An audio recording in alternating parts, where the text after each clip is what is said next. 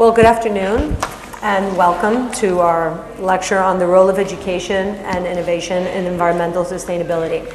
My name is Sophia Kalantzakos and I'm here as a global distinguished professor in environmental studies and public policy. My background is politics and policy, and I've worked for many years not only in sustainability, but through the work that I've done in politics, I've had an opportunity to work in the area of sustainability and green growth, and to also help create green jobs for NGOs that were focusing on greening and sustainability. The discussion, I think, tonight is very interesting because we have two, I think, fascinating individuals. Now, we all happen to be women and Greek, but it's a pure coincidence. And first of all, let me introduce Mary Leou, who is a clinical associate professor in the Department of Teaching and Learning at NYU, and the founding director of NYU's Wallerstein Collaborative for Urban and Environmental Education for the past 10 years. She's also director of the Environmental Conservation Education Program at NYU. Dr. Leou has over 30 years of experience in the field of environmental education. Much of her work has focused on teacher education and environmental education in urban settings. Dr. Leou is the author of several publications and articles, including a text entitled Readings in Environmental Education, Creating an Urban Model, published by Kendall Hunt in 2005. She serves on numerous boards and advisory committees in the metropolitan area, including the board of the Friends of the High School of Environmental Studies. She's the former chairperson of the Environmental Education Advisory Council, and she served on the Department of Education Science Task Force. She's a founding member of the Metro Forest Council and Nature Network, and she serves on the Citizens Advisory Committee of New York, New Jersey Harbor Estuary Program, and co-chair of the Teacher Environmental Education Preparation Committee in New York. And I'll introduce also Clare Milonas. And Clare Milonas came as a senior advisor to the XPrize Foundation. She's going to talk about the XPrize. A lot of you have heard about it. It's a very interesting prize, and the basic goal is to achieve radical breakthroughs for humanity. It's a revolution through competition. So it's a very interesting way of reaching certain targets and achieving breakthroughs. Usually, ideas are funded, or research, or a very clear proposal. This is a very different approach, and what's very interesting for us here at NYU in terms of environmental studies is that there is an XPrize for the environment and energy, and there's also an XPrize in genomics, and of course in education. So it'll be very interesting to hear another side of the equation, how the XPrize will in fact, such a prize can help serve and strengthen the cause of sustainability, or the path to sustainability. It's not really a cause, I think it's just something that we now all realize we do need to achieve. So I spoke about the prize more than you, Clare, but I will go on to say that she came as a senior advisor to the foundation with over 15 years experience in startup, venture, and private equity experience. Beginning in 1999, she spearheaded investments for the New York-based Ionian Group and founded its venture capital arm focusing on logistics technologies, Ionian Ventures. In 2000, she invested in and served on the restructuring committee of Navigator Gas, now a major shipping company in the liquefied petroleum gas transport market. In 2005, she founded and continues as president of Ionian Capital Management. Prior to her involvement with Ionian, she worked for Bertelsmann SA and in their magazine division, Gruner and Jahr, and piloted their efforts in starting up new titles. She's also a co-founder of Odyssey Magazine, now in its 16th year of publication, and its publishing parent, Zephyr Publications, Inc. Clare holds a Bachelor's of Art from Yale University and an MBA from Harvard Business School. I think I'm going to serve as a moderator today to this discussion, but I think the way to connect these two different approaches to how they contribute to sustainability. Definitely, I will tell you this, because Europe is in the forefront of the sustainability, developing sustainability as all parts of life. They are ahead in terms of using RES. We have very specific targets and goals, the 20-20-20, the reducing the gas emissions and changing our energy mix. The European Union as a whole is really trying to raise the bar. It has been decided that sustainability practices and the should permeate all of the various rules and regulations and policies in all facets of life and politics within the EU. But I do want to say that though education, environmental education as it was called, began in the 70s, it's still kind of a mixed bag of what's happening in different European countries. Some countries have a very specific curriculum. Other countries are trying to, they have different workshops and they have certain, they've outlined what they think should be covered. I think that it's a very interesting discussion as to where the whole concept of sustainability incorporated in the educational model as the schools try to become the more follow the more open school model. It's a very interesting conversation how this will develop. But it's also interesting to note that when it first started, sustainability was a product of environmental movements. And those in Europe, and I can talk about Europe and not the United States, were much more, let's say, progressive or left-wing even.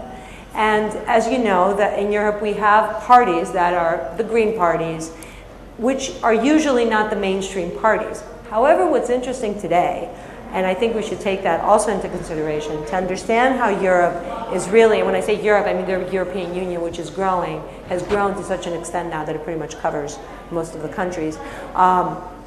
So the sustainability now is not a concept that belongs to smaller parties, like Green parties. It's not a part of a movement. It's becoming much more mainstream, which means that it's much more accepted. These are issues that are coming up in conversations in education as in politics.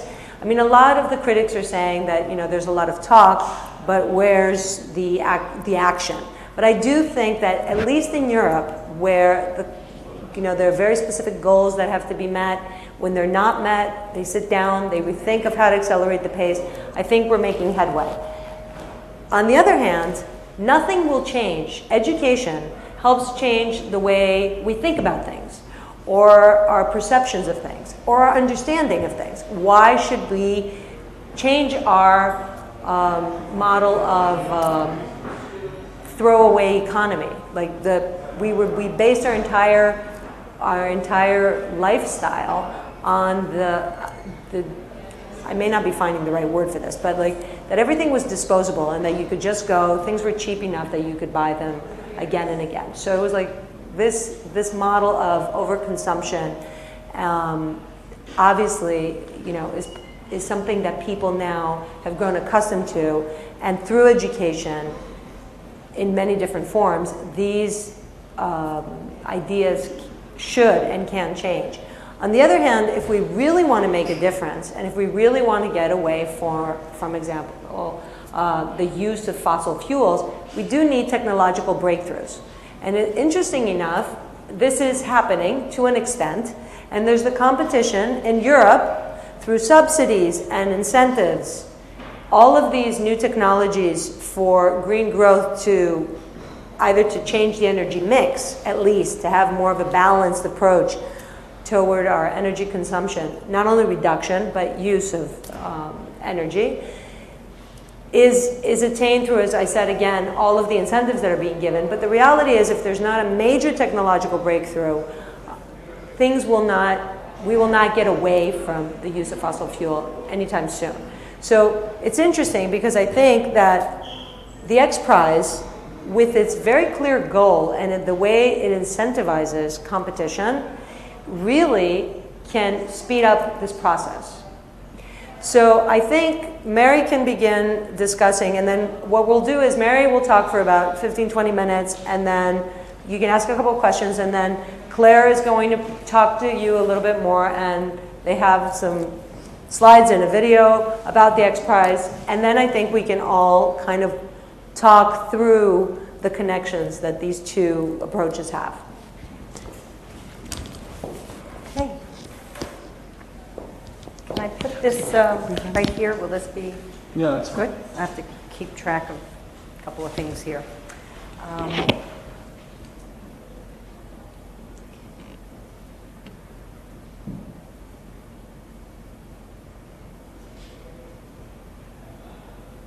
Why don't I see it? Is that it? Okay. And how do you make this sort of, I'm not seeing the, okay, there. So thank you, Sophia, for inviting me to this very interesting session that you have put together this evening.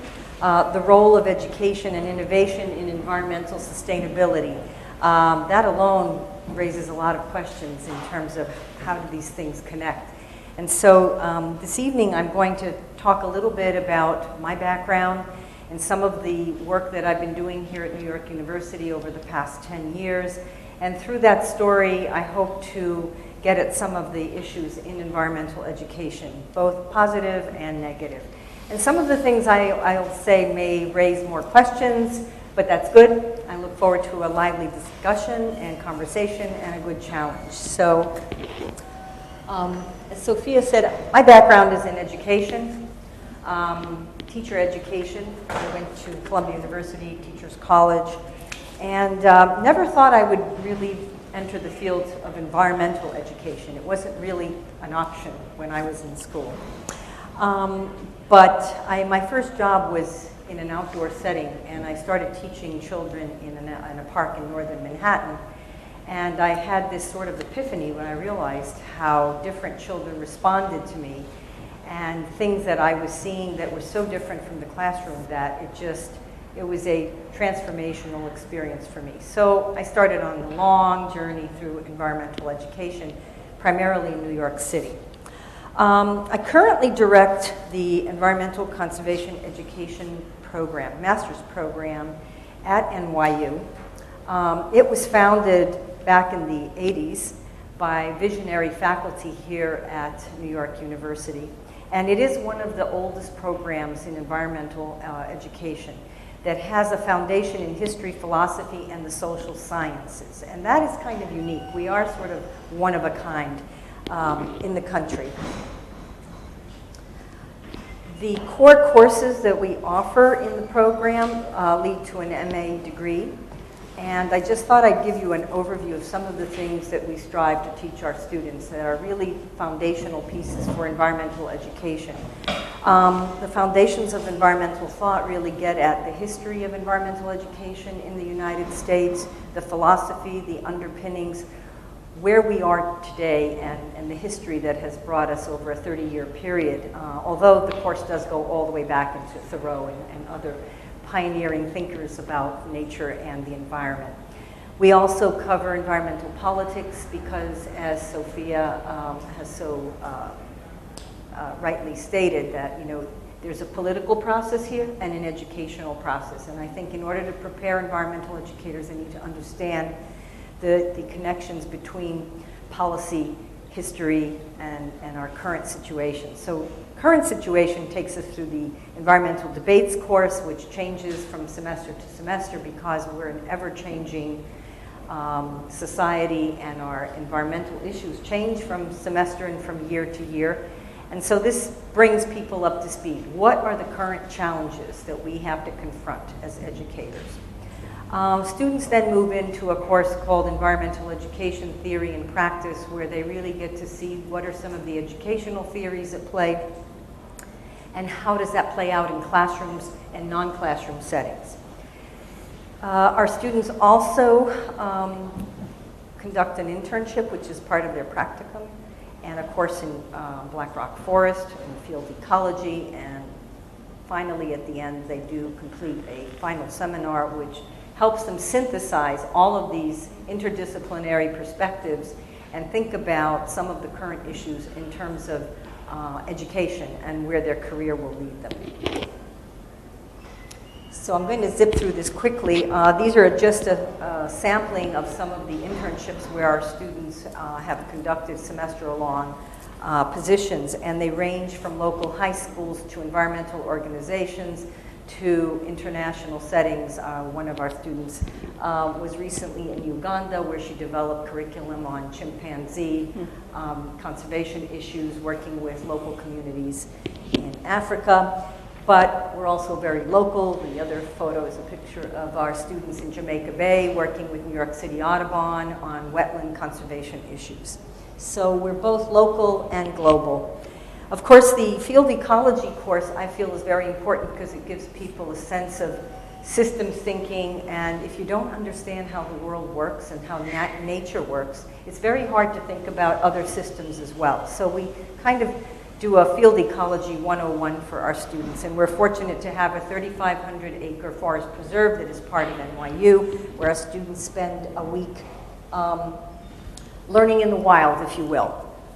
Ultimately, the green careers that you talk about. So where do all these people get jobs? We are not a teacher education program. The Environmental Conservation Education Program prepares educators and environmental leaders for nonprofit organizations, foundations, government agencies, NGOs, wide range of opportunities for our students, and the job market is growing.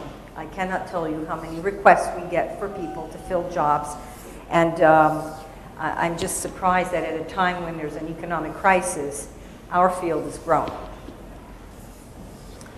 I'm going to shift my other hat now to the director of the NYU Wallerstein Collaborative for Urban Environmental Education.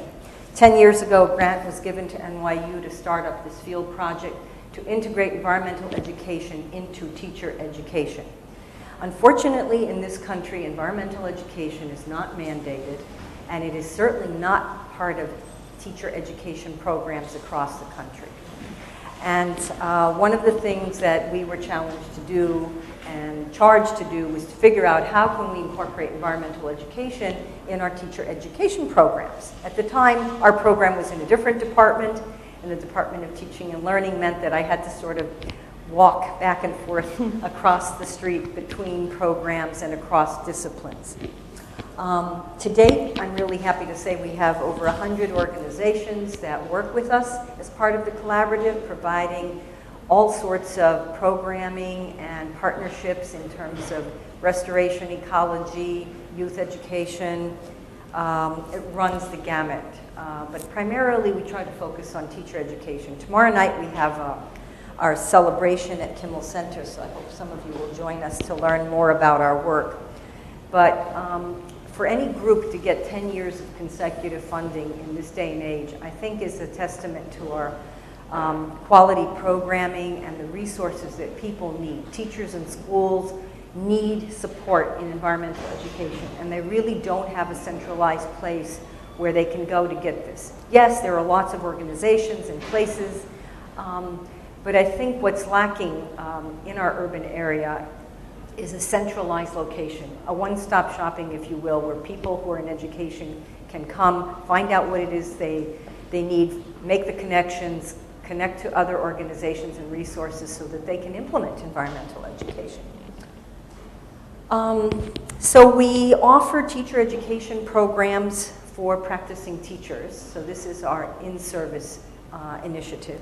And we do this through coursework, summer programs, field trips, curriculum development, program assessment, and classroom support.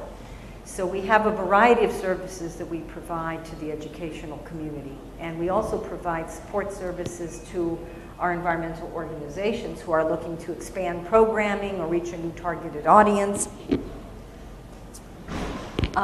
When it comes to teacher preparation, which we call PreService teacher education here, and as I said before, very little is being done to create a structure for environmental literacy in our teacher education population. We have been able to create modules that are integrated into methods courses. and foundations courses in the teacher education program, and that has been well received. And we've placed over 800 pre-service teachers in non-formal institutions to conduct part of their 100-hour field observation requirement. And so we placed all of our students in museums and botanic gardens and environmental organizations, and they get to see children learning outside of schools, because environmental education doesn't only happen within the four walls of school. Now for the undergraduates, we've recently developed through a grant from the Dean's Research Travel Colloquium a program called Humans in Nature, and I think that is the course and the connection that brought Sophia and myself together, because I proposed a trip for our undergraduates to take to Greece. And so in 2008, we took 25 students to Greece to look at environmental issues in a Mediterranean country, to learn about culture, language, and the state of environmental education in Greece, and to also share what we have from our country with people across the Atlantic. And these are some of the key questions that I wanted to challenge our students with. So what are some of today's most pressing environmental issues? How do people understand nature in their communities? And what are some sustainable practices currently in use? What are the challenges in educating people about the environment? And how can we work individually and collectively to solve towards solutions? And I think these questions, we ask them here, and we ask them again when we get to Greece. And it's amazing how little we know about, or we think we know about, other places. And I think what happens in the end is there's a great sort of aha moment when our students realize that we have a lot in common. We have more in common than we have differences. Greece is struggling with a lot of issues in terms of solid waste management, energy problems, water resources. And I think we also come to understand how privileged we are. We are behind because we don't want to give up our lifestyle. And so I think what happens is the sensitivity happens when we cross boundaries and cultures. We get to see how what we do impacts miles and miles away.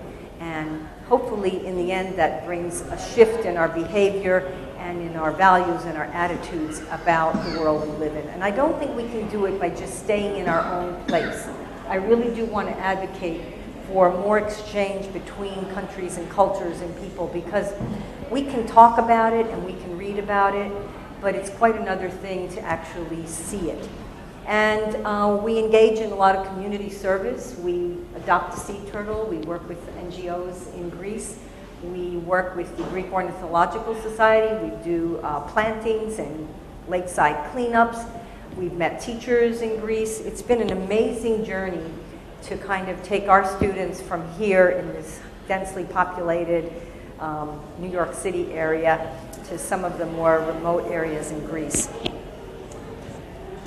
Now with youth programs, just 2 years ago we started developing actually programs for younger audiences. We kind of started with teachers and worked our way down to literally frontline programming. We host and develop the Go Green program, which is a summer camp here on NYU campus, but it just starts here.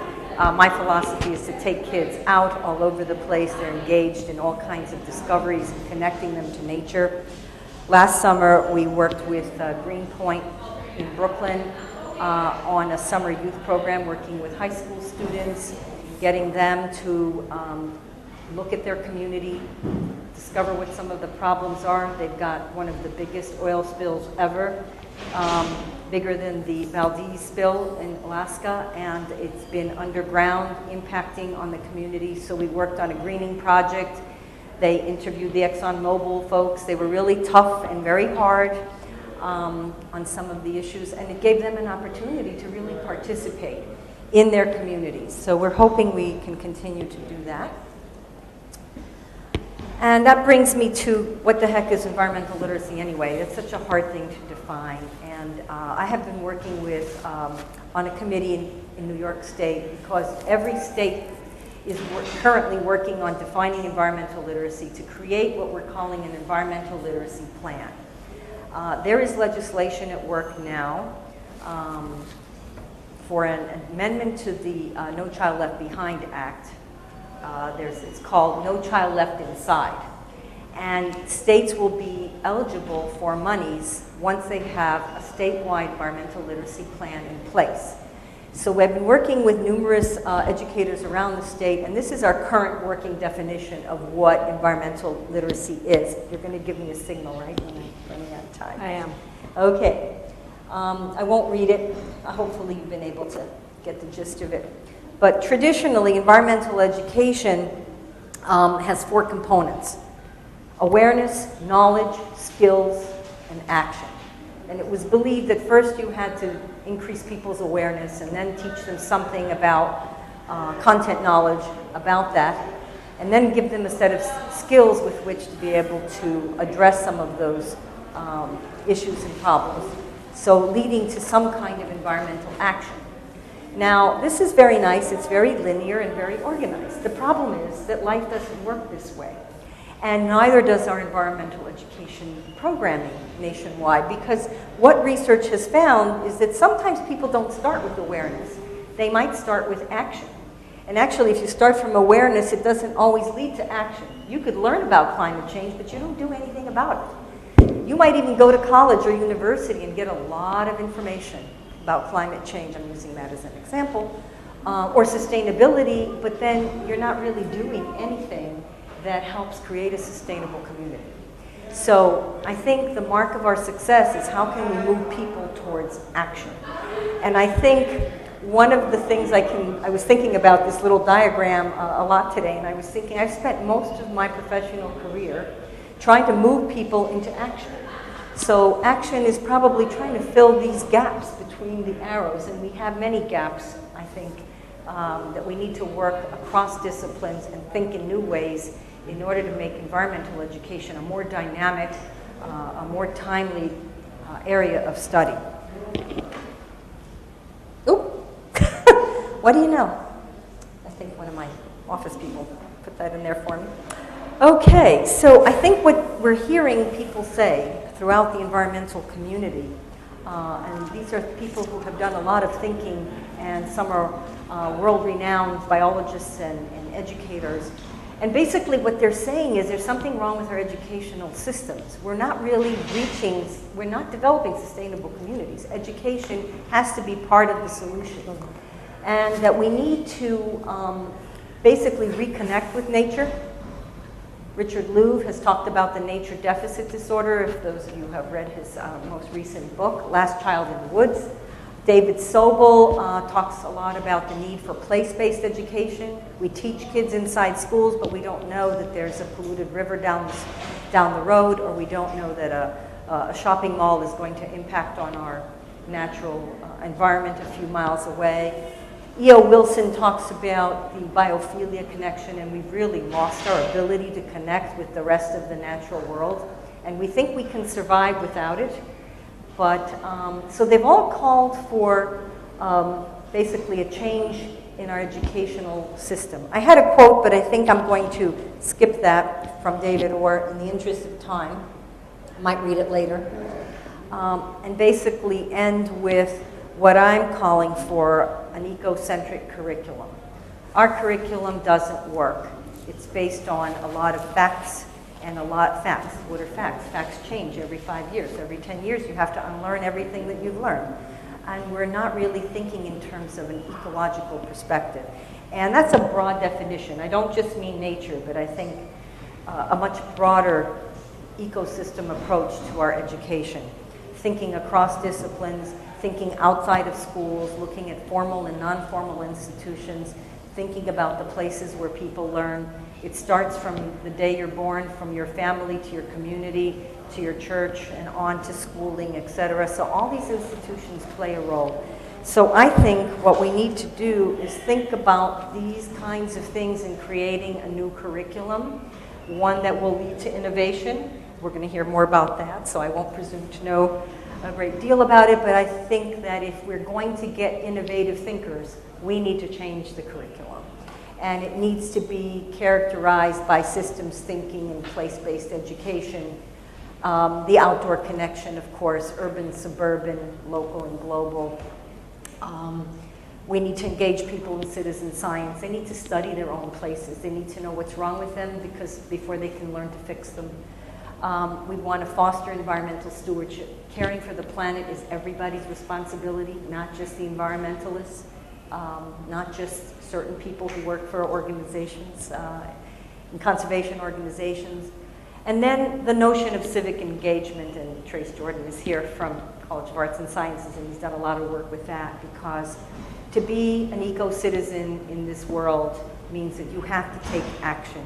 You have to make decisions based on sound science and knowledge and understanding. So I think that we need to really think about this, whether you're in the classroom or the boardroom. This is what we should be thinking about if we're going to create a sustainable community. So thank you for having me, and I'll entertain some questions later. I'd like to make one comment. It was interesting watching, just listening to your presentation and watching the presentation, that I think this huge leap from going from the environmental movement to, sustainability now becoming so mainstream and it's becoming so pervasive. But even though, and I'm thinking of Europe as my own paradigm, although we say that it's permeating all the laws and the directives and the legislations and everything, the place where it should be, from beginning from A to Z, which is in education, it has not really made a dent. Yes, I think a lot of schools, and I was looking at schools in Greece, a lot of the kids on remote islands or in the center of the city, they take action, they do recycling programs, they try to understand how to sort garbage, they try to understand the value of it. It's not just the knowledge. Writing about climate change, for example, for a school report is not enough to get you to move into action. But it's interesting because, again, it's sort of limited. It's one thing. And I think what Mary's proposing, and I think will also lead to innovation, is the holistic approach, that it permeates everything, and it should be part of every single topic, of every single subject. So I think that it's interesting to see that on one level, it's going really quickly, but on another level, which is education, there's so many taboos, and there's so many constraints, and there's so many conflicting opinions about how to overhaul the educational system, that it'll be interesting to see if they can actually really speed up the approach and not leave it to visionary teachers who go in there and are proactive and take time from their own life to open the horizons for students, because that's what's happening to a very large extent.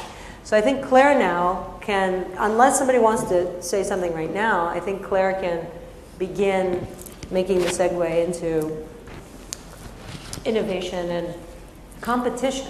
Well, Mary, you ended with innovative thinkers, and one of the things that the XPrize tries to do, and I'm going to show you a short video, is say, we don't actually know where solutions to problems are going to come from. You need this. Thank you. And we don't even know who can solve them. We don't know who the right group of people, or the people who we think can solve the problems, are actually going to solve a particular problem. And so what we're going to do is we're going to set up the problem or challenge that needs to be solved, and we're going to set up a competition. And with a competition, we're going to try and get as many different people from as many different places as possible to try and solve our problem. And out of that, some type of innovative thinkers or a different solution to a problem will come out of left field. And I'm going to speak a little bit more about that and how innovation and competition together in new formats can come to solutions that may impact the work that you're doing. And I think the video will help in this regard if I can.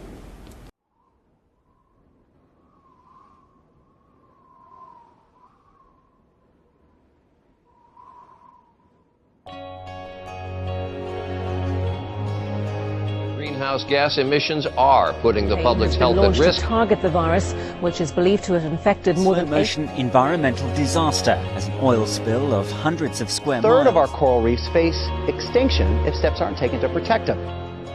problems of the world cannot possibly be solved by skeptics or cynics whose horizons are limited by the obvious realities. We need men who can dream of things that never were and ask why not. What if we could revolutionize energy production, cure cancer, eradicate hunger, go to space to save the Earth? We can by unleashing the human spirit, by setting a target and incentivizing competition.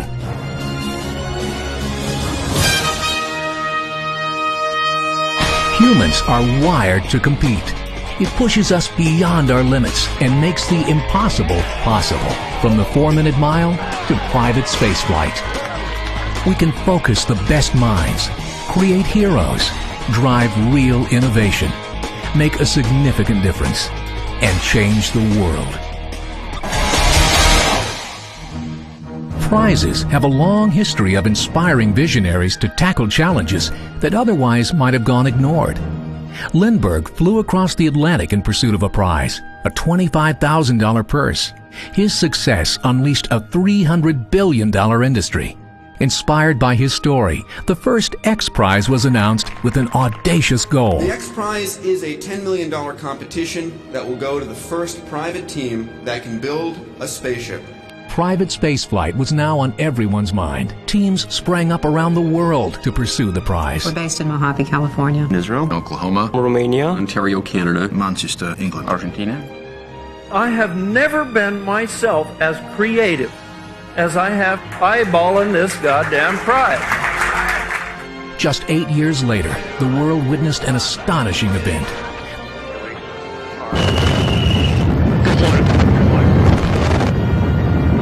The impossible became possible, and the winning team made history. This leverage, posing the right questions, offering an inspiring vision, and the right incentive to make it all worthwhile is what makes an XPrize so effective. For the Ansari XPrize, $2.5 million in seed money launched a competition that offered a $10 million purse. The $10 million in prize money spurred an investment of over $100 million by the teams. And the winning team's success led to a private space industry worth over $1 billion. This is how an XPrize works. XPrizes operate at the intersection of audacity and attainability.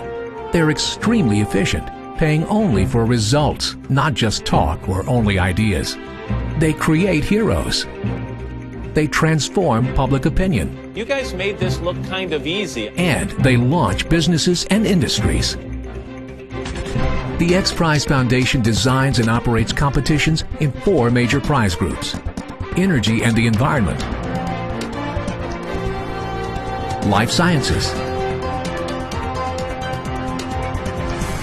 exploration, and education and global development. Each group offers XPrizes and X-Challenges designed to generate revolutionary innovation.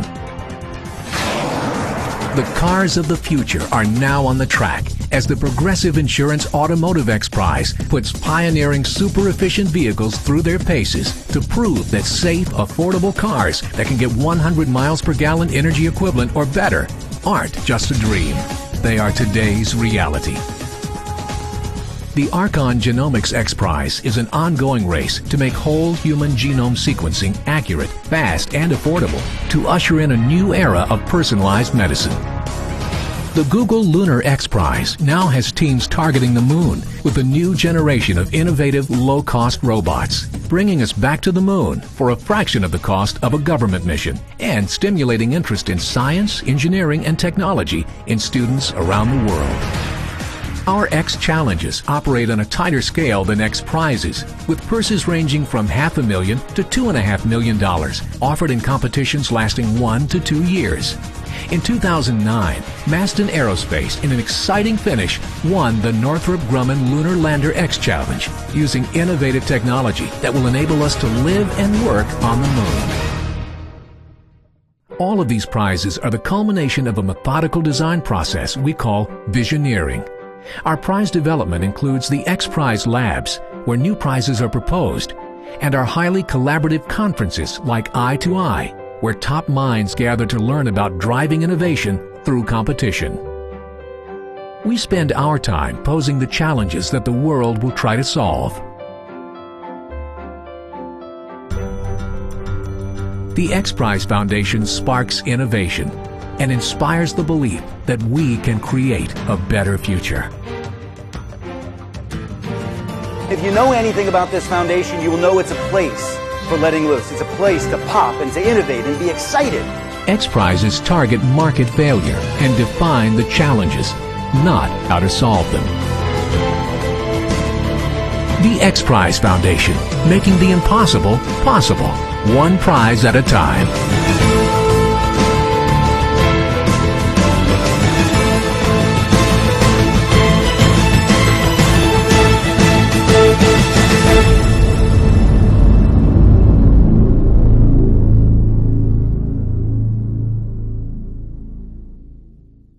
So, how many of you had actually heard of the XPrize before this? You had. Anyone else in the back? You had as well. Several people have heard about it. The XPrize has also been very successful in getting the word out about how prizes work, and the foundation. And most recently, last month, there was the Progressive Automotive XPrize, which was won. It was a $10 million purse. 3 cars who had each exceeded 100 miles per gallon equivalent in 3 different categories were awarded this money. And in many cases, what's interesting about the way in which this particular model works, and it's, you can strive to see where the intersection is between education and environmental studies and this, is that you actually don't know what the solution is when you pose the question. And I was looking at the slide that you had up there where you asked the questions that were set to the group that went to Greece, and you ask the question, but you don't actually know what the answer is, and you don't expect to know it. And unlike a typical teacher setup, you're not asking the question with it in mind, and you're waiting for someone to come up with the right answer. In a very similar way, prizes are created to pose the question truly agnostically and ask, who can solve this? And as in the case of Lindbergh having won the Orteig Prize, the prize itself, he wasn't supposed to win this prize, and the $25,000 that was put up for the first team to fly nonstop from New York to Paris in 1927. And many different teams were trying to get together and trying to do this, and I understand that one team actually had champagne already in Paris, and they thought they were going to win. They were the sure winners. But Lindbergh was the underdog, and it wasn't expected that he was going to win this, but he really was incentivized and thought that competing, just simply the act of competing, was enough for him to put up resources and try and make this space travel, this travel possible. So one thing is you don't actually know who is going to come up with a prize. You don't know the solution to the problem that you're putting up, and it's also on the side of the grant giver, the monies that are put up to create grants. You know that you've put up something that's not a grant. It's an efficient mechanism for transferring a reward to the winner only. So when a prize is set up, most of the attention is spent on making sure that you're choosing a really good prize area, and you're also defining the prize right. Because if you put up if you define the prize wrong, you're incentivizing people to compete in a direction that isn't going to yield the results you want. But if you accurately define a prize and set up the parameters, simple enough, hard to achieve but not impossible, enough of a time frame, usually between 3 to 8 years is when the next prize is won. And then you set up this incentive, which is money, but also recognition, reward, and the money goes only to the winner. And that means that in any given circumstance or in any given field that needs to have a solutions or a set of solution sets, you may have people competing and spending hundreds of millions of dollars, as was spent in the Ansari Space XPrize, to win $10 million. Because every team is optimistic and they say, I'm going to win, and so they spend all this money to win the prize. But the winner is, in fact, all of them are winners by having come up with a variety of solutions, and only one wins the actual prize. This is a sort of when we talk about innovation, which has been such a word that's bandied around all the time, innovation competition, new innovation coming in, round and round and round we go. I think innovating does start with recasting, like you did, the question and reposing what the question could be. And in this case, that's exactly what XPrizes do, and they recast the questions on what you want to achieve and allow people to compete in ways in which they themselves want to compete in a monetary fashion, if it is, to achieve their goals.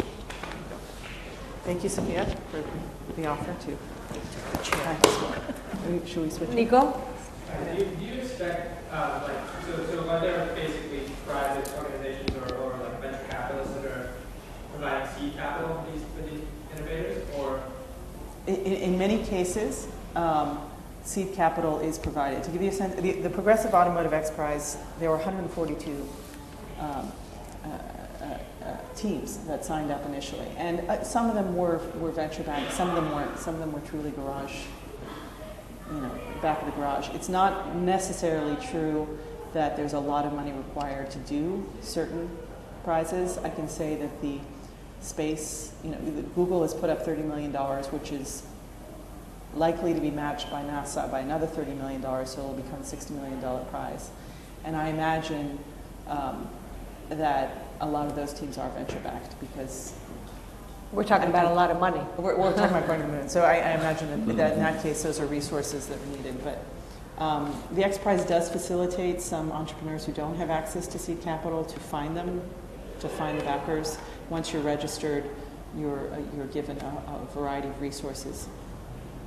Can you tell us a little bit about that new challenge? It's not the prize; it's the challenge for the cleanup of the oil spill. Right. So there's a $1.4 million challenge, and a challenge is defined as a shorter time period and less money, to the team that can demonstrate a superior way of separating oil from water. And what was discovered recently, and a lot of people were saying, well, you really should come up with an XPrize, and we did in a short time frame come up with an X challenge. The technologies that were in place at the time of Exxon Valdez and which were recently used in the Gulf have not changed, and have proven to this is a problem that will be reoccurring. And so how do you how do you do that better? And the answer is we don't know. And so you put up a challenge. You say, well, we don't know, but maybe people in the community do, and teams are in process for registration. So actually, if anyone in this room knows or thinks they know, you could sign up and apply to try and solve this. And the winner may not be a bio, in the environmental studies, or may not be in liquefaction studies. I'm not sure. They can come out of left field. NYU in their sustainability plan has green grants where students or faculty or whoever in the community, they can come up with a plan on how to do something more efficiently, and they have been awarding. I just went to the task force meeting, and they have been awarding innovative ideas for pursuing and implementing sustainability within NYU, and it's incredible how much work has been done in so little time. And that in itself began as a challenge, because the mayor called the universities and said, we are going to reduce our greenhouse gas emissions, and if you take up this challenge, you have to do it in half the time. So all the universities said, okay, we're in, let's do it. Now that's a very American thing, and that does make a difference. It's interesting just watching this video. It's just everything that America has ever stood for. It's like competition and challenges and finding a solution. In Europe, it's more top to bottom. We create the goals. We create I'm thinking government with my old ID or my old profession, but in reality, it's not the same mentality. A lot of decisions are made either at a nation-state level and then within the EU through the Commission and through the various ministers participating. So it's interesting how this is very different. And it's true also that you never know where solutions will come from, because I recently went to Thessaloniki, to the University of Thessaloniki, where one man, I presented a festival of an innovation festival in Thessaloniki, and I gave him an award, and I had no idea what he was working on, and I met him, and he had won the Descartes Award, which is the highest scientific award in the European Union, for a project called Hydrosol, where he was efficiently separating the hydrogen from water. And they've been implementing the project. It works. A lot of scientists have gotten together because there's EU money for the scientific community through EU countries. So you work with other EU nations to see the success, and it's already it works up to a certain level, and they're now taking it to the next level of implementation. But it was very interesting because when I also went to where they were working, a lot of their research is really successful. But when you see also where it's taking place, it's not always this high-tech environment. But it did remind me of a place where I don't want to say garage, but it did remind me a little bit of that. Maybe it also has to do with the fact that they work a lot on,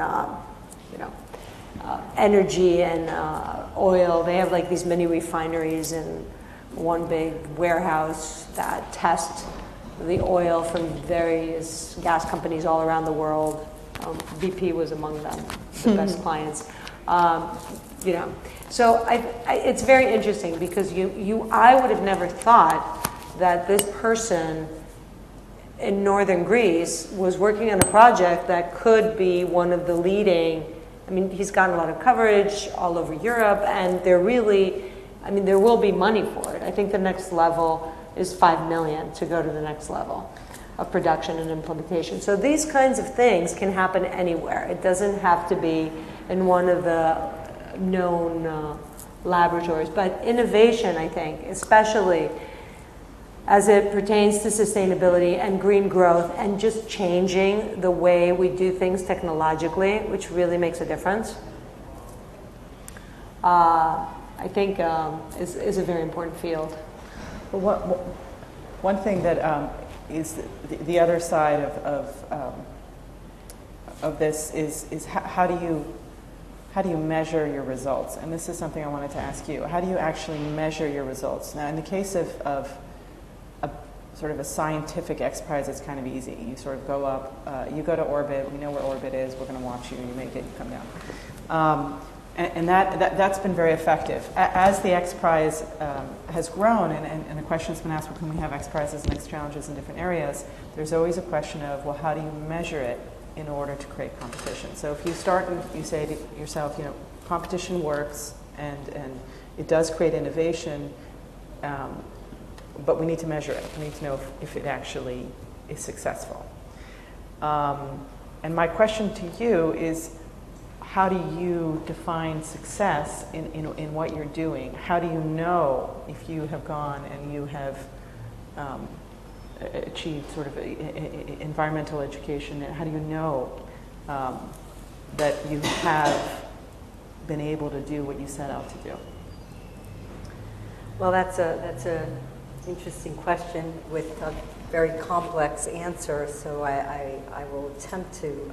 I think the first thing that comes to my mind is to ask, how does this innovation serve humanity? What is it that this new thing is going to do, not only humanity, but I think for planet Earth? Because we tend to be very anthropocentric. So if it makes our life easy, then it's a good thing. Washing machines, a good thing. Cars, good thing. Are they good for every living thing on the planet? I don't know. if other organisms could speak, would they say the same thing?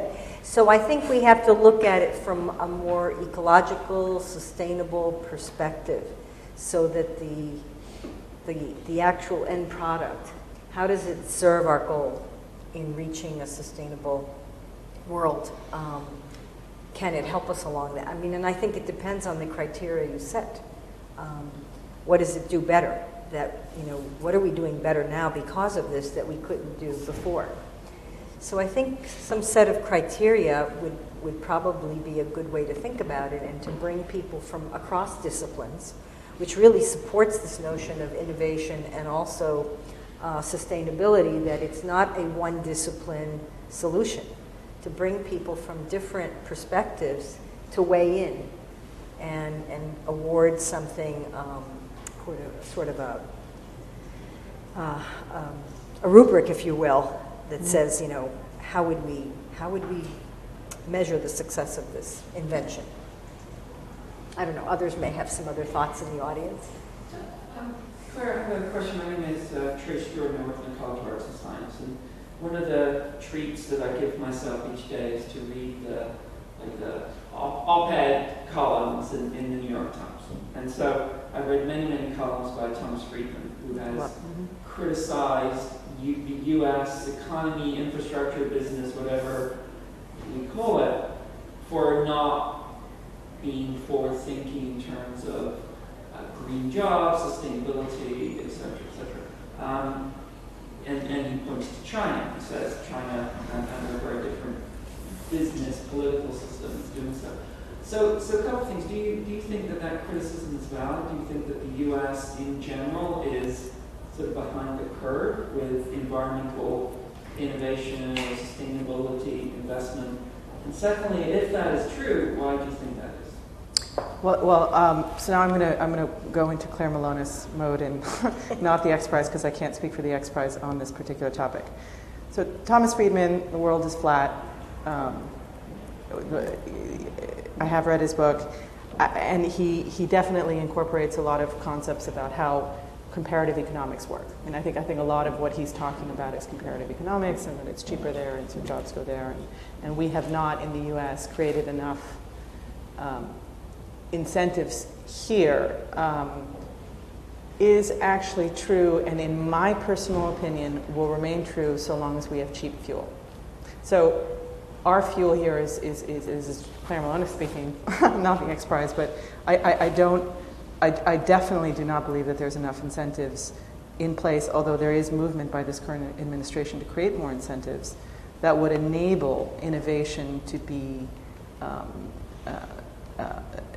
fostered, because people like to compete, and people like to be successful, and people like to do ventures that they know will be successful and can do so. And if they are competing against the price of fuel, which is depressed, and we will maybe not get there. So I think that the quickest solution for that could be something like that.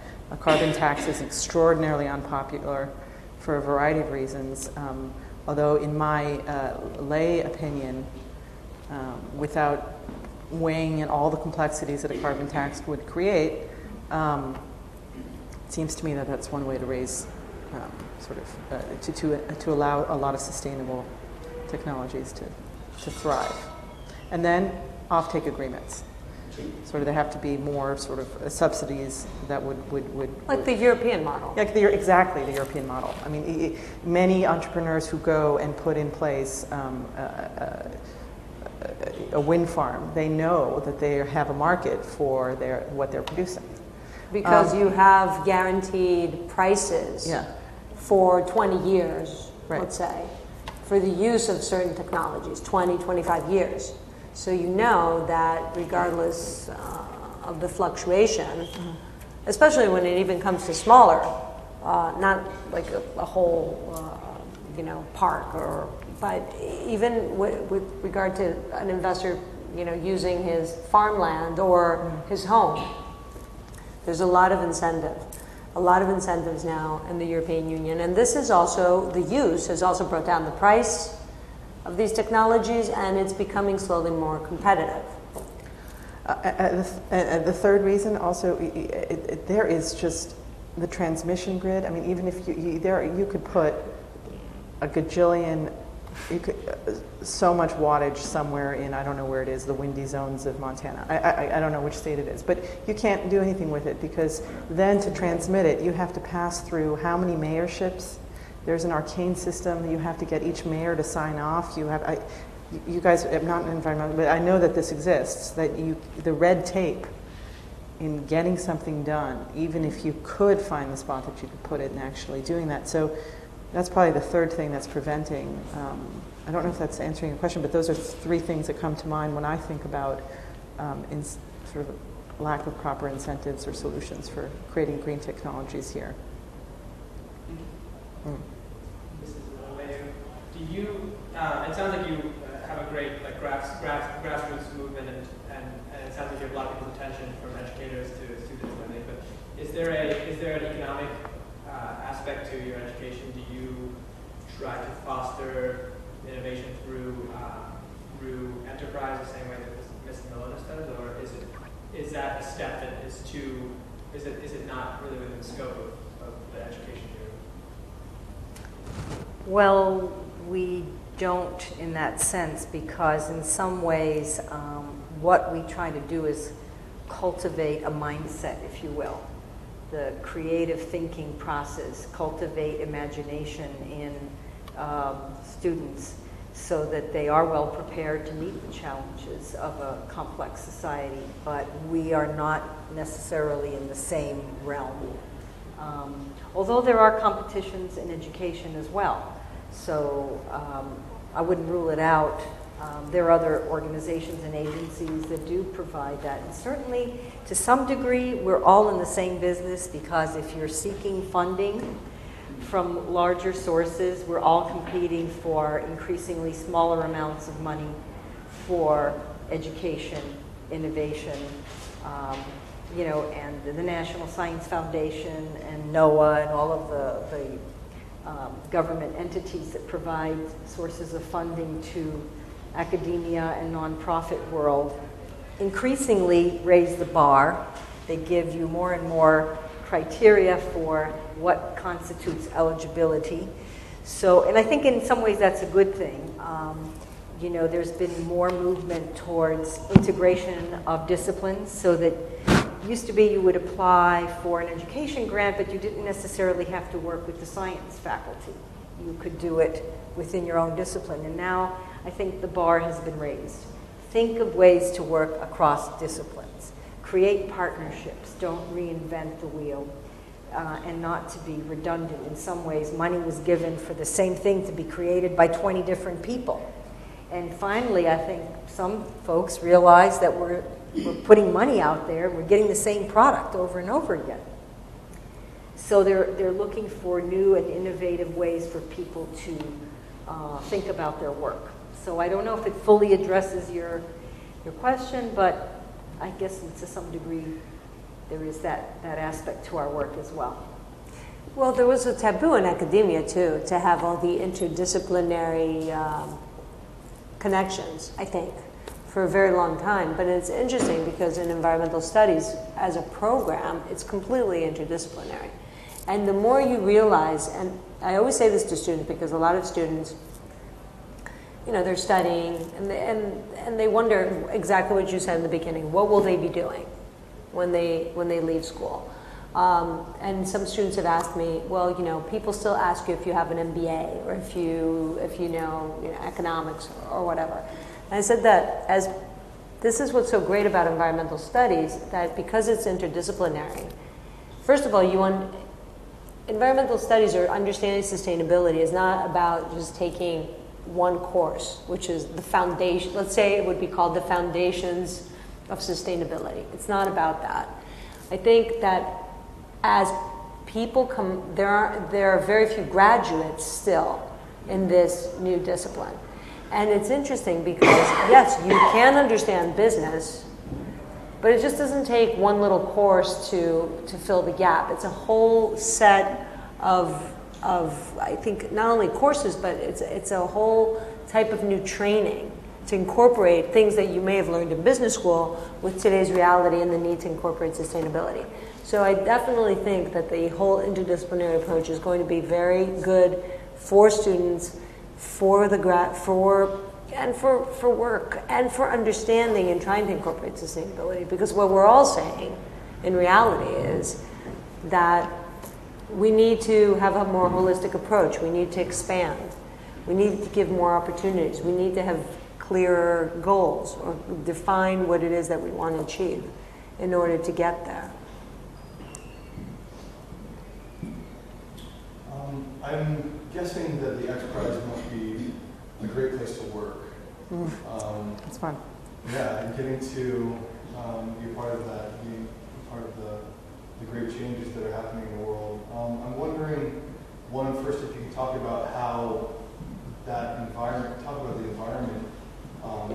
how they run the organization itself. I imagine it's pretty innovative the way that they're doing it. And also,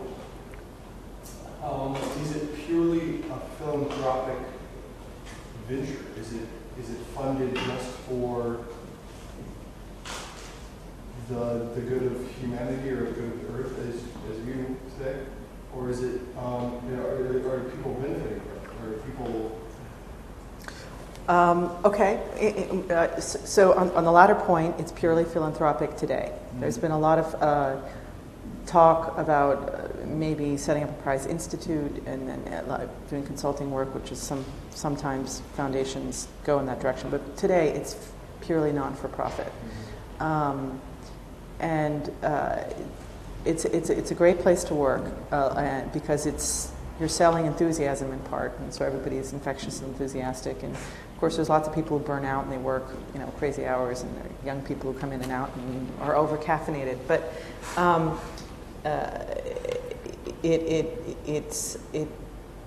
model of how it's set up. You're asking, is there innovation in the way in which the foundation is run as well? There is an innovation. There's the nuts and bolts. Everybody needs the basics to run any company, and their politics, like any other place. But it tries harder than other places that I have seen to be collaborative and inclusionary. So there's a lot of effort by a lot of people to collaborate within the organization and with other organizations, and to do outreach and to talk a lot outside or to create connections with other organizations. And that collaboration does serve as a core of the way in which the company itself is set up. And it's pervasive, and I think it's effective.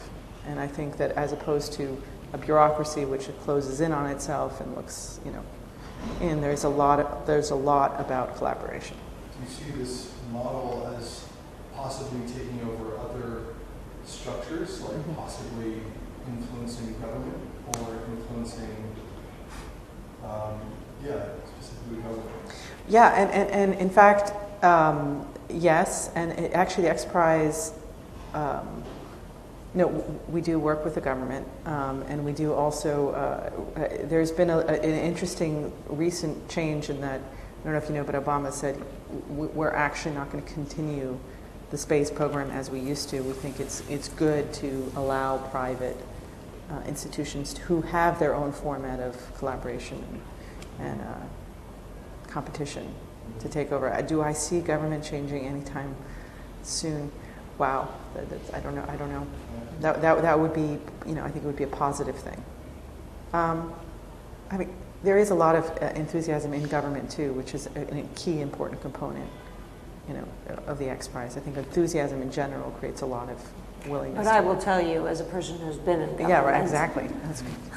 That it's like pushing like an elephant.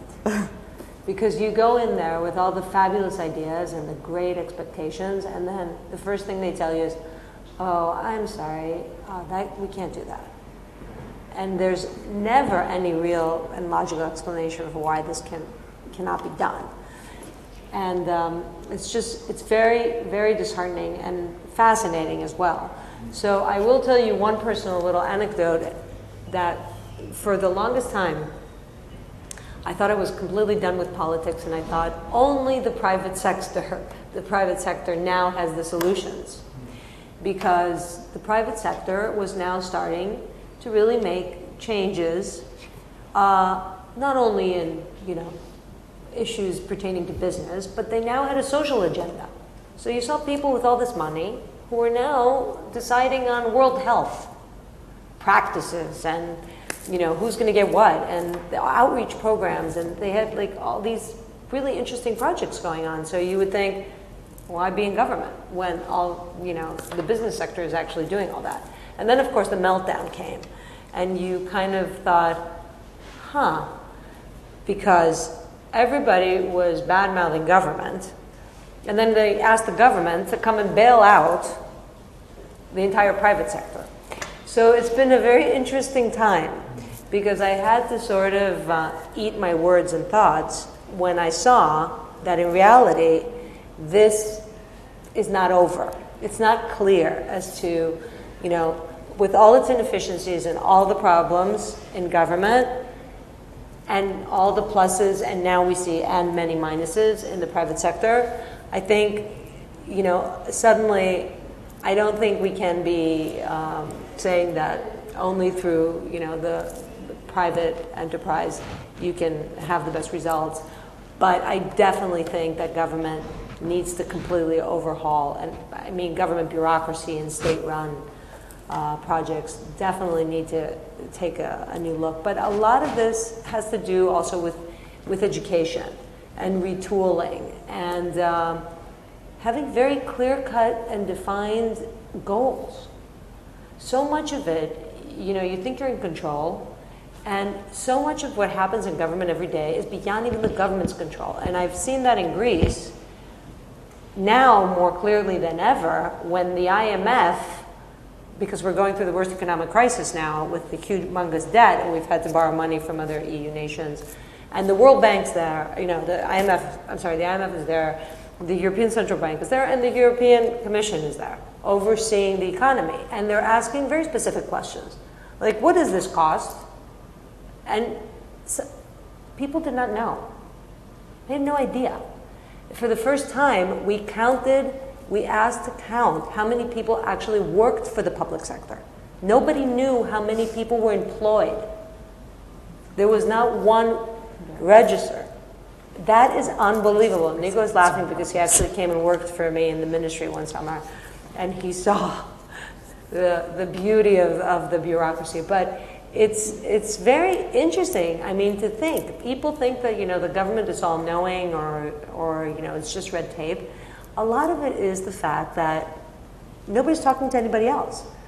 I spent years on committees, and especially the NATO Parliamentary Committee, so I would visit, in that capacity I would visit Washington every winter, and we would talk to the various institutions.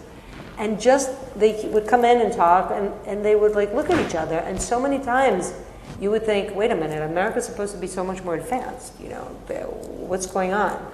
So I think definitely government, I think people are realizing that things need to change. It's a very political discussion about how things must change. But I do need to give you the other side of it too.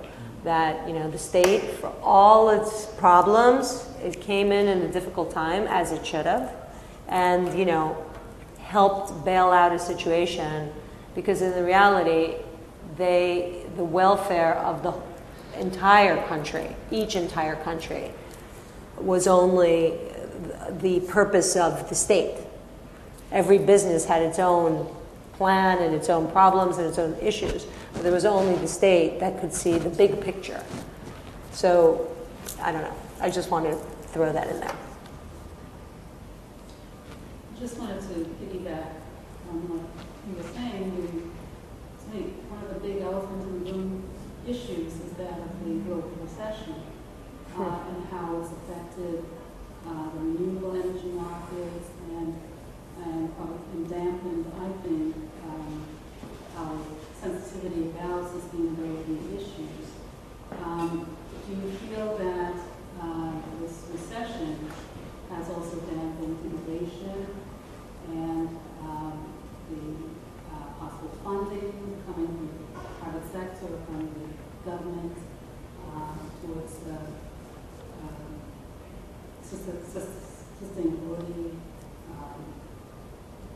work towards funding sustainability projects? Well, we probably, yeah, I have a feeling I know what you were going to say, but I'll let you go in a second. In the case of the,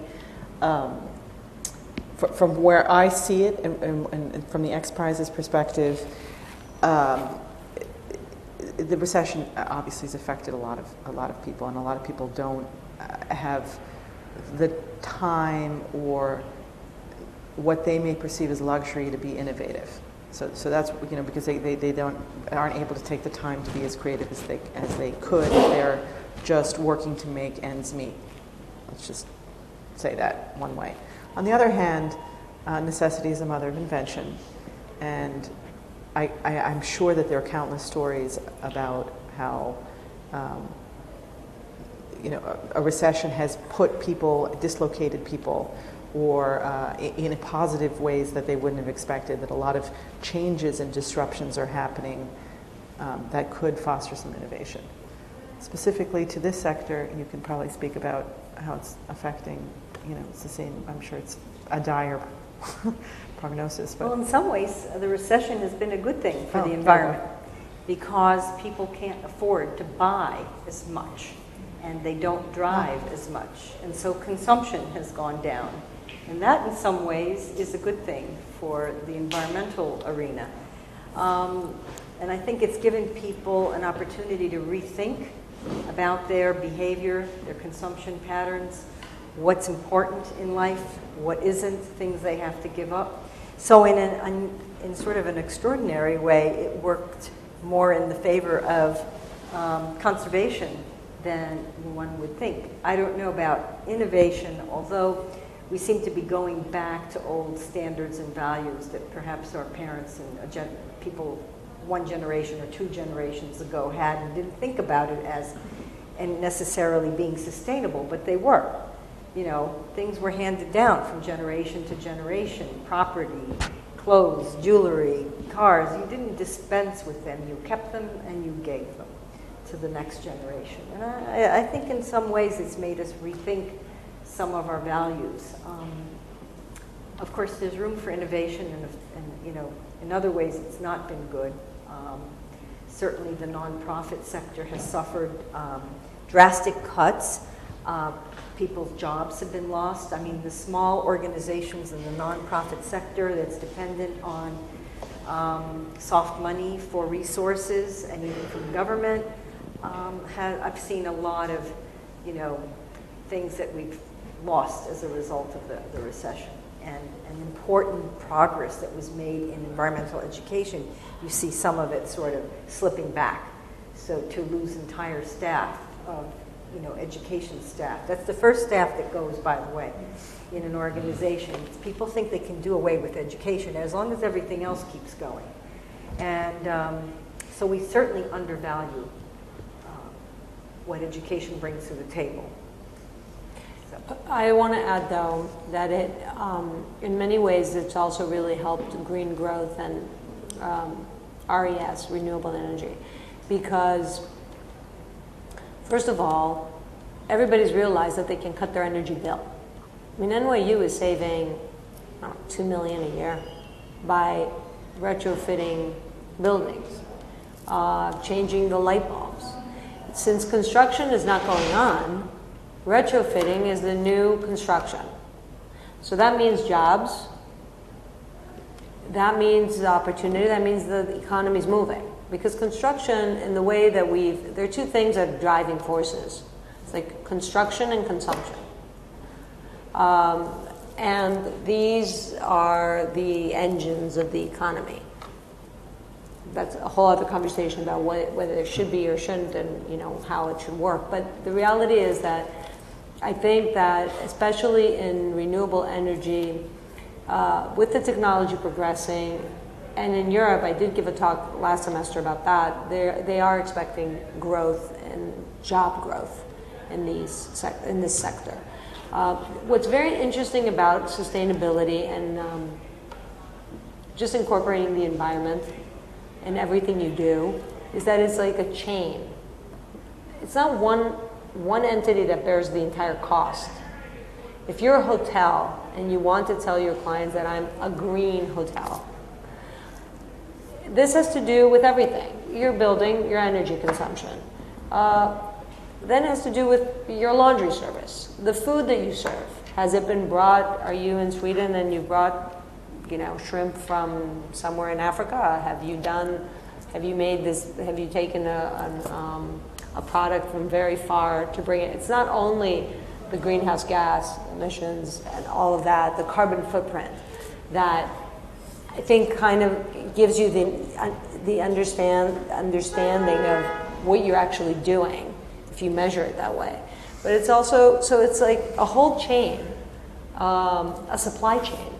So it's fascinating, from the person who books the flights, from the car that picks up the guests, from your little minivan, anything and everything that goes on, whether you're having a conference and you're serving bottled water or a pitcher. It's very, I think that, and this is the reason why I believe it's going to go faster in our everyday life and in businesses than people suspect. On a legislative level, are there tax breaks for companies like Google that give money to things like the XPrize, or does the government not recognize yet that some things like the XPrize can actually help the economy? Well, there's tax breaks as there would be for any other donation to a nonprofit. So there's no, to my knowledge, there's no specific tax break associated with this type of a foundation, but it does get its basic tax break. And what was the second part? There was a second part. No, yeah, I was just wondering. They recognize. Things like the XPrize are. Oh, they do, actually, and Obama himself has in fact come up with a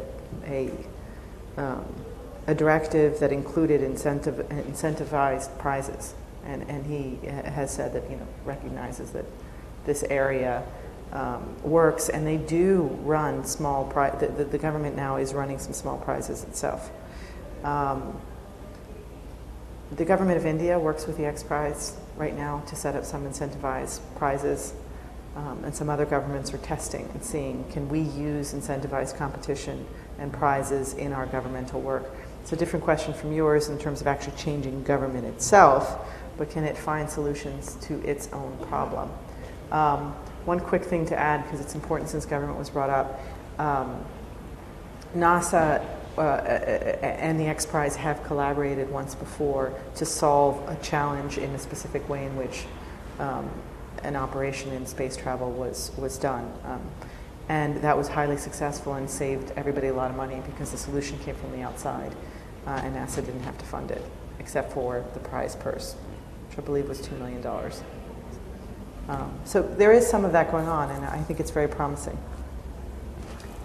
So Claire, who sets the stage for what the XPrize is going to look for? Is there an effort from your organization to provide more incentives for sustainability? Is it space travel and research? I mean, who decides the topics and the arenas for funding? Great question. So there's four prize development areas. One of them is the energy and the environment, and there's a board of trustees, and there are senior management, and there's also vision circle members as well as trusted experts who are brought in.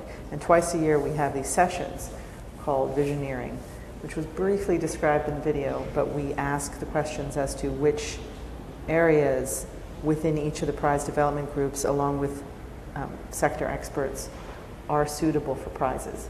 And amazingly, it's a lot of the questions are questions that you ask and everyone asks. The next immediate question in the case of a prize is, can we measure it? So yes, we want to solve this issue. Can we measure it? If we can't measure it, we can't do a prize. So there are lots of areas where prizes don't apply or can't apply because we can't figure out how to measure them. And a lot of the visioneering is spent doing this. Also, one quick thing, MIT has a graduate course lab, which each semester graduate students from different disciplines get together in this XPrize lab, and they come up with ideas as well. Anybody else? I have a question for Mary about environmental education. At the moment, there are a lot of requirements in the curriculum to meet certain standards. That's increasing with No Child Left Behind. Teachers have a lot of requirements that they need to satisfy in order to get their license. So where does environmental education, sustainability education, how can it fit in is the question. Given the feeling, I think, by many teachers and the curriculum is already overstuffed, so where do you think strategically is the entry point? Well, that's a good question, and I'm feeling very optimistic because just a few weeks ago, Secretary Duncan attended a sustainability summit, and he blatantly admitted that education has been really behind in terms of sustainability education. And he's making a commitment to bring this into the core set of understandings and competencies that need to be addressed. And I've never thought of environmental education as an add-on. Environmental education, because it is interdisciplinary, if taught properly, can be integrated into every subject matter from the youngest kindergarten age through university level. And it shouldn't be a course in and of itself. You know, when I was asked to develop a course on environmental education, I had to really think about that. I thought, oh my God, you mean a course just on environmental education? Because it should integrate. There's no reason why it shouldn't be in a history course, a mathematics course, an engineering course. You name the discipline. And there are ways to integrate sustainability understandings and concepts into literally even the arts and literature, to think about nature and how people have either been inspired by or written about, or how things change over time. I don't think it's a separate subject necessarily. I don't see it as, you know, you go to math, science, social studies, and then you go to environmental education. It should be woven throughout the curriculum. So, and I think that's a success. That's what I think we've all been hinting at and talking about. I think that's the revolution. That's the innovation for education. Right? Did you fund us? Yes, you should have the XPrize. Can you measure it? We could find a way. No, yeah, measuring. And there you have it. This is how prizes are made. I have one last question, Claire. Yes. I saw that artificial intelligence was one of the prizes. Yes. Yes. And I know that Peter Diamandis and Ray Kurzweil are friends and co-founders of the Singularity University. Does the XPrize recognize Kurzweil's predictions? Recognize. I'd say acknowledge that they exist. XPrize does not espouse all of Kurzweil's extreme predictions. We're not turning all into spiritual machines. I have met Kurzweil on multiple occasions. He's turning orange from all the vitamins he takes. I mean, I have certain he's an incredible man and with incredible theories. And I think that he has pushed the envelope in a lot of directions, and on the ultimate extreme, I think you'd find a few people other than Ray Kurzweil himself who would fully endorse or espouse. I see this is being taped, but apologies. Christopher can edit it out. You can edit the Kurzweil piece out. Thank you. Okay. Well, thank you all very much for participating in this presentation. Thank you for having us. Thank you.